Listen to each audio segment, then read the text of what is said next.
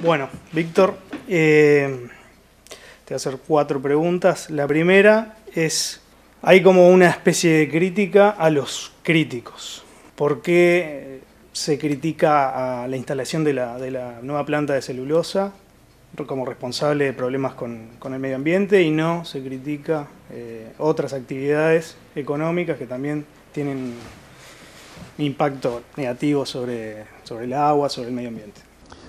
Bueno, es curioso que esa crítica tanto se hace desde la derecha como desde la izquierda. Y es una forma de descalificar un movimiento que apunta a un problema concreto. Es decir, nosotros apuntamos a un problema en función de la capacidad que tenemos de estudiar, analizar, hacer propuestas e informar a los ciudadanos y que los ciudadanos se movilicen.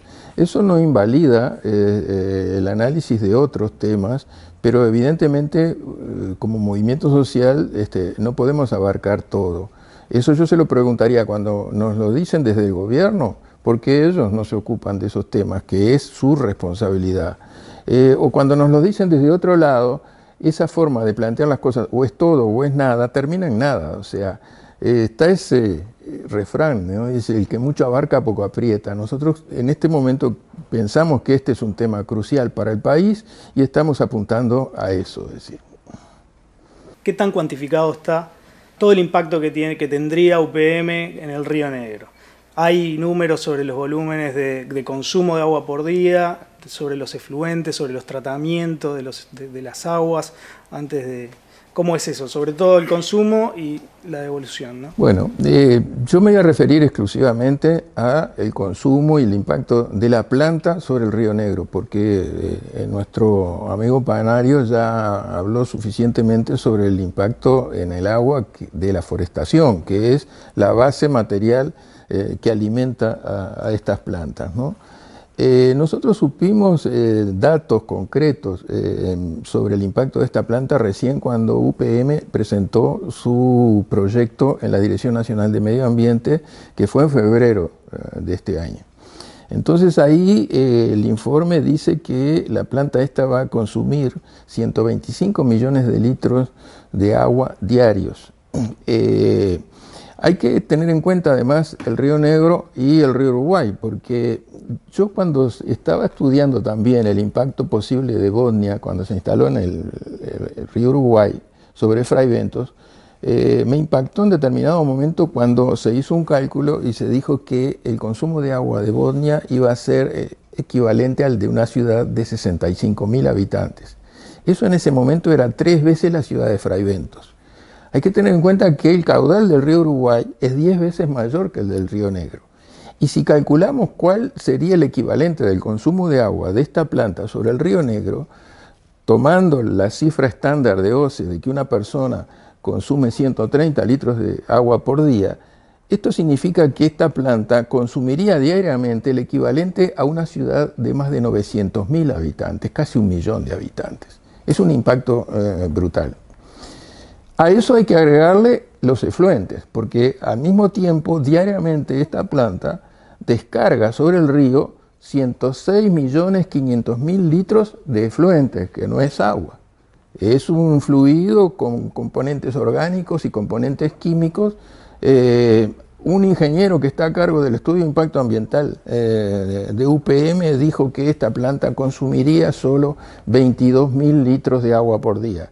Eso suponiendo que los efluentes que largan al río es agua. O a veces cuando Bodnia o un ministro llegó a decir que Bodnia iba a lanzar el agua al río más limpia de lo que la consumían. Entonces ahí nosotros siempre hicimos una pregunta que nunca nos han respondido, que es, ¿por qué si el agua que va a descargar está más limpia de la que tomaron, por qué no la recirculan? En la ingeniería industrial, un procedimiento muy conocido es el circuito cerrado de los fluidos, cuando los fluidos pueden ser reutilizados. Si estas plantas los están largando al río es porque no los pueden reutilizar. Entonces no se puede considerar que esto es equivalente a soltar agua y que el consumo es realmente solo la diferencia entre lo que toman por día y lo que descargan. Pero, paréntesis ahí, este fluido que vos decís, ¿no tendría un tratamiento? Porque entendemos que sí tendría, que es una planta con tecnología. Exactamente. Lo que pasa es que para tratar el agua hay diferentes fases de tratamiento. Y estas plantas hacen un tratamiento primario que elimina en parte el contenido de los efluentes, pero no totalmente. Hay un tratamiento secundario y terciario que podría eliminar completamente el fósforo, que es uno de los componentes claves, pero simplemente no lo hacen, no lo han hecho hasta hoy en el río Uruguay, y no está propuesto hacerlo tampoco sobre el río Negro, porque les cuesta. Es decir, no es un problema de que no haya tecnología, sino que esa tecnología cuesta y le disminuye la rentabilidad de la empresa. Entonces, hoy la empresa está diciendo que va a soltar al río un efluente con una composición de 2 microgramos de fósforo por litro. Eso significa, con esos 106 millones de litros que va a descargar, que diariamente la planta va a descargar sobre el río 213 kilogramos de fósforo. Ahora, ¿qué significa esto? Porque, bueno, hasta mucha gente dice, bueno, pero el fósforo, ¿qué mal hace? El fósforo es necesario acá en los suelos, nuestros suelos son escasos en fósforo y por eso los agricultores usan el fósforo para darle fertilidad, pero el problema es que se usa en exceso y el exceso de fósforo por los agroquímicos está drenando hacia los ríos y eso es lo que provoca el fenómeno de la eutrofización, o sea, esa proliferación explosiva de cianobacterias que dan ese color verde de pintura de esmalte al agua y que es tóxico. Entonces, el problema es que el río Negro ya en la actualidad está saturado de fósforo. Los niveles medios de la concentración de fósforo en el río Negro, medidos por la Dirección Nacional de Medio Ambiente, son de 130 microgramos por litro, cuando el agua, por la norma uruguaya, tendría que tener como máximo 25 microgramos por litro. Quiere decir que ya el río Negro, en el estado actual, está 5 veces por encima de la norma aceptable. Si a eso le agregamos la descarga de esta planta de celulosa, llegamos por nuestros cálculos a 195 microgramos por litro. Es decir, no es posible que esta descarga mejore el río, como ha dicho la ministra de Medio Ambiente. La descarga esta lo agrava. Y también se puede hacer un cálculo para que se entienda un poco qué significa esto, que es el equivalente de este efluente. Entonces, tomando que los efluentes cloacales de una población también tienen determinado contenido en fósforo, nosotros llegamos a la conclusión de que el efluente de esta planta de celulosa sería el equivalente a los efluentes cloacales sin tratar de una población de 190.000 habitantes. Y entonces se dice que UPM va a compensar la descarga tratando el saneamiento de Paso de los Toros y de Pueblo Centenario. La población de Paso de los Toros es de 11.000 habitantes, Pueblo Centenario tiene poco más de 1.000. Entonces 14.000 comparado con 190.000 no tiene punto de comparación. Esa es la situación.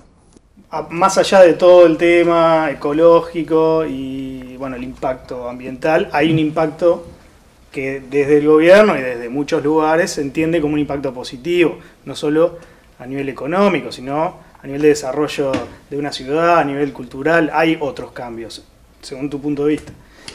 ¿Tiene un impacto positivo? Bueno, impacto tienen, sin duda. El asunto es cómo se lo califica.